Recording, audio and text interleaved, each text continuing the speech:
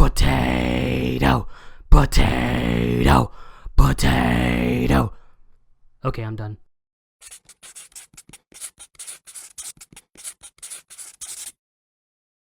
Today's episode is about racial insensitivity. I kid you not, that is our topic. Send in the Trump supporters with their giant-ass shoes, giant-ass red noses, red and white face paint, baggy suits, and their small-ass car. I can already smell the dislikes. In all seriousness, the episode I'll be talking about is a noticeably sharp step down from the blockbuster that was The Copycats. It's fine, all things considered, but that's it. It's just fine. I would have liked it if the show continued its momentum, but we can't always have nice things. I should also quickly correct myself by saying that the episode we're looking at today, The Potato, addresses two topics of interest: racial insensitivity and addiction. Roll the tape, if you please. You know what I fucking mean. It's lunchtime at Elmore Junior High. Darwin takes his seat at a table next to Idaho the Potato, while carrying a baked potato on his tray. Awkward. That's racist! Eventually, Gumball joins the two of them, and for some reason, Idaho doesn't take too kindly to something, I don't know, and moves to another table in an irritated huff. Darwin tries to deduce what exactly has pissed him off, and Gumball gives us his explanation. Dude, you're eating potato in front of Idaho! The potato! I see. And I understand. You have a fair point there, Gumball. Potato lives matter. I'm so insensitive. Yeah, maybe you need to think about how other people feel. Also, I eat way too many potatoes. As for you, Darwin, I commend you. What you're doing is difficult, but I admire your resolve. Besides, you could do without all of that sodium in your body. Now all you have to do is find something to take your mind off of your cravings. How does origami sound? Feel any better? Not at all. Well, at least it hasn't upset anyone. Hey guys, have you seen my parents? They were coming in today to see Miss Simeon. Shit. That was a terrible idea. Oh, here's a good one. Hypnosis. Welcome to Dr. Xanthor's Hypnotize Yourself to a Healthier You. Listen to the sound of my voice. You're feeling very sleepy. You're lying in a field. You feel the sauce so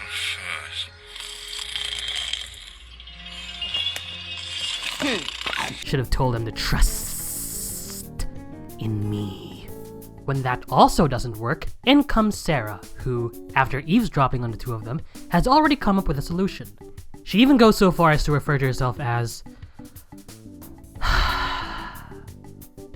Scoop Dog. I wish I was kidding. That was lame. That was lame. That was lame. That was lame. Whatever you do, please don't make an innuendo about smoking weed. The full-length intro does a good enough job of throwing the audience into an acid trip. Sarah gives her ideas a try, starting with aversion therapy, which doesn't work at all, and then Mr. Small's group therapy. That one's a different story altogether. Thank you, Mr. Small. What's that on your desk? Nothing. Go back to the part where you were saying what a great duo-therapist I am. I never said that. Is that a string of sausages? And you've got steaks hidden under here. Darwin, wait! It's not what it looks like. I've been hiding meat around my desk because I can't stop eating it! Well, well, well. What do we have here? The self-proclaimed hippie school counselor isn't really a hippie. He's a dirty goddamn carnivore, like the rest of us. That's a pretty nice touch. A brief callback to a previous episode, if only for the sake of a quick gag, and even if the previous episode in question is kind of lackluster. It's always good to see continuity being acknowledged in the series. Shows consistency and cohesion, know what I mean? And musical number, now in the style of a rock opera. Potato! Potato! Hello, Darwin, nice to see you. Glad to have you back with us. We have things we need to tell you if it isn't too much fun. We really can't forgive you when you cut us into pieces. We wish you hadn't eaten all our nephews and our nieces. Is this the real life? Is this just fantasy? Caught in a landslide, no escape from reality. God, Queen was an awesome rock band. Darwin gets himself as far away from everyone else as possible, his mind riddled with hallucinations, which Gumball mistakes for being cured. It would have been fine, if not for what happens next. Idaho learns of the Wattersons' recent shenanigans, and explains to Gumball the difference between potatoes and potato people. Afterwards, he goes off to the Watterson home in order to set things straight with Darwin. This is actually not a good idea. With Darwin totally on the fritz, the presence of Idaho is only going to drive him over the edge. I should quickly note that some of the jokes here are okay.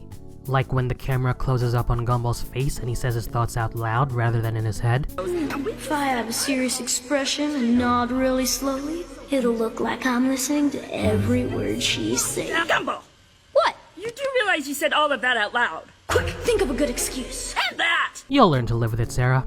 And also when Idaho mistakenly slathers himself with tanning oil and gets a shovel of salt dumped on him, despite an obvious lack of snow, while under the sweltering sun. I thought that was decent. Hey, what do you think you're doing? I'm salting the roads for ice. But it's like 90 degrees out here, and it's June! I'm so fired. Gumball and Sarah hurry to the Watterson household, and assume that they had arrived too late. But that isn't true, at all. Idaho brought me this bake to show me it's okay to eat potatoes, and there's no hard feelings. Potato! You're alive! Wait, I thought you were upset at Darwin. No, I was upset at you! I hate that stupid nickname. Saw it coming from a mile away. Oh, we thought you were annoyed about the potato thing, but you were annoyed about the bro-tato thing! Just laugh with them and they'll think you understand. So we're all gonna pretend we didn't hear him say that, right? Yeah. The second verse is a little bit worse. Give me a break. What a twist! You know, this pattern of characters in the show making assumptions about another character and spending most of an episode acting on those assumptions, only for them to be disconfirmed at the ending, is wearing thin with me. We've seen it so many times that the surprise factor isn't there anymore. It's not unpredictable, it's an anticlimax. It's a backdoor and a flimsy one at that, and I'm getting tired of it. That's gotta be the most substantial thing I can say about this episode, because otherwise, I don't know if I can even add to it. But still, let's see what I can do.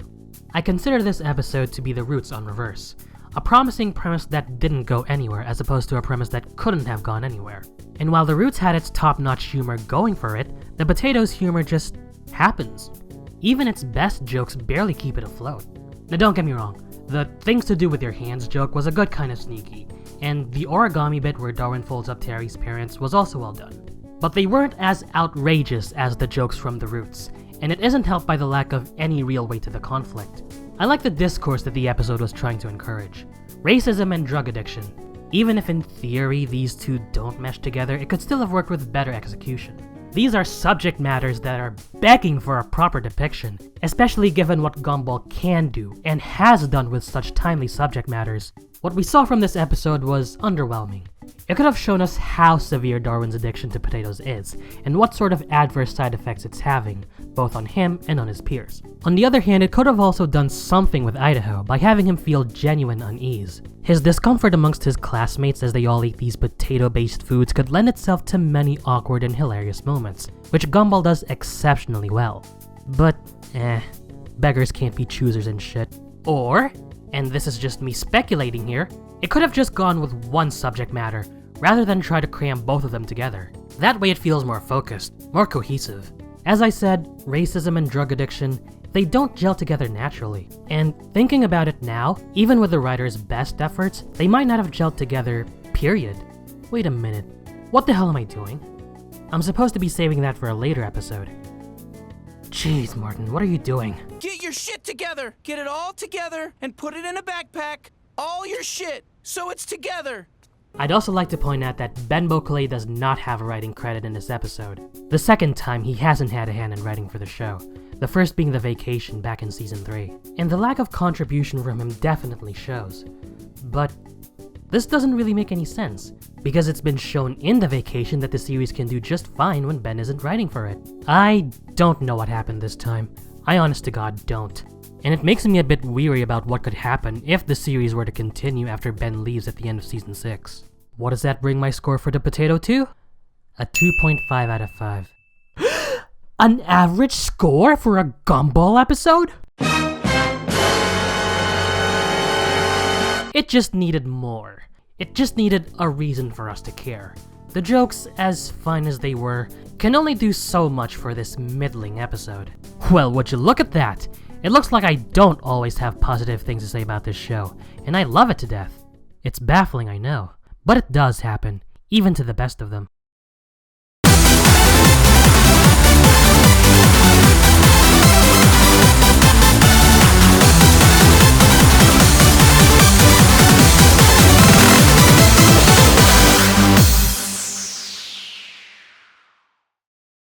Potato. Potato? Potato, potato. Potato, potato. God damn it, I can't get that song out of my head now. Ugh.